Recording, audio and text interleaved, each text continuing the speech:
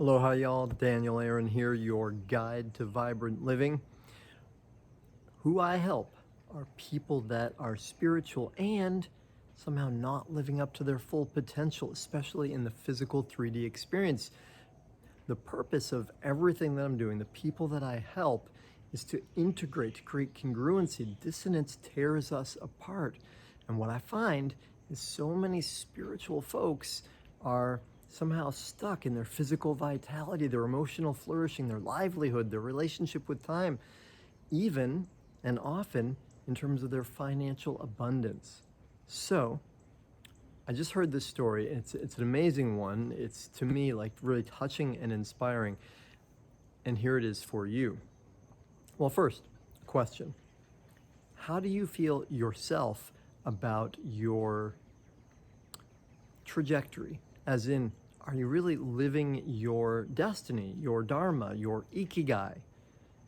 Those all mean, are you on track? Are you living up to your potential, doing what you're supposed to be doing? Right? Now, I wasn't always. Many people aren't always. Sometimes, even when we are, we're not sure. We have crises of faith. We have doubt.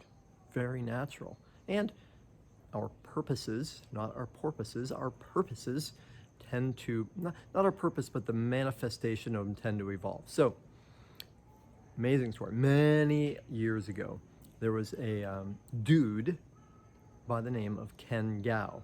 And he was a minister, a preacher, and he did what's called kind of revival meetings, and he would go, he actually literally had a bus, a tour bus, and with his family, they drove all around the continental U.S.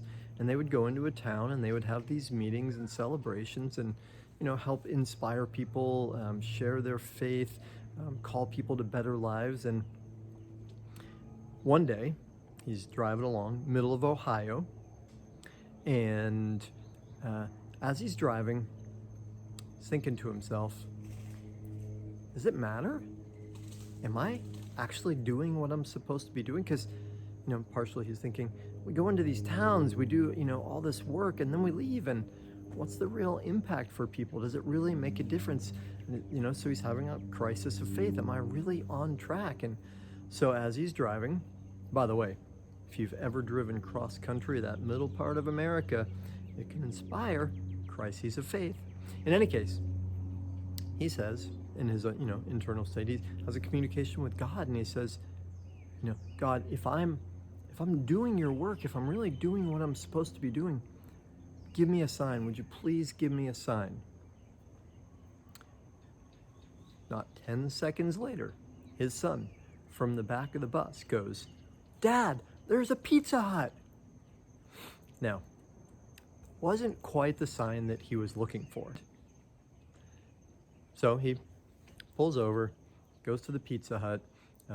His wife and children, they all get out and go into the Pizza Hut. He stays in the bus, and he's thinking, he's kind of distraught by this whole thing, and he's just like, so he decides he's gonna go for a walk. So gets out of the bus, goes for a walk, and it's a small town, country road kind of thing, and walking along, and he comes along to a gas station, thinks I'm, thirsty, so he goes in to get some water. And as he's about to go in, not many people around, here's a payphone ringing. That's how you know it's a real long time ago. Payphones. So here's a payphone ringing. He looks around. There's nobody there. Nobody's paying attention. He thinks, well, somebody ought to answer it. So he goes over, picks up the phone. He says, hello. And the operator says, I have a long-distance person-to-person call for Mr. Ken Gao. So, of course, at this point, he's like looking around, like candid camera. What kind of joke is this? Who's getting it? And so he says to the operator, this is Ken Gao. And she says, Mr. Gao, will you accept the call? And he says, well, how did you find me? She says, look, Mr. Gao, will you accept the call or not? So he says, yeah, I'll accept the call. On the other end, right, true story, on the other end, the woman says, is this Ken Gao? He says, yeah. And she says, well, this is really an answer to a prayer. And he says, okay, well, how did you find me? And she says, well, look, I've been really going through some deep challenges lately, and I was praying. And in my prayer, I feel like I got a message from God, and God said to write down numbers. And so I wrote down the numbers that God shared with me, and it was, it looked like a phone number, so I dialed up the phone number. And I didn't know it was you, but I've been watching some of your shows lately, and they've really been helping me, so I thought maybe it would be. That could make sense. And am I reaching you at your office in Washington? And he says, no, I'm on the side of a highway in Ohio. And she says, oh. And he says, well, I don't, this is really strange. And she's, yeah, but Mr. Gao, can you help me? And so he said, yeah, of course. And he talks to her for a while, counsels her, gets her to a better place, and hangs up the phone.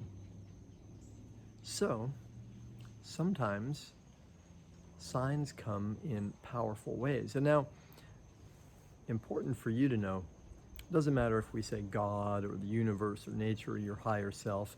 This is a story that comes from a Christian perspective, and awesome, beautiful. As Rumi said, there are 1,000 ways to kneel and kiss the ground. So I hope that gives you a little inspiration, and if it does, I invite you, encourage you, ask you to please subscribe, like, share, help us grow the channel, and help us reach more people. It's getting dark quickly. I'll leave it there. Aloha.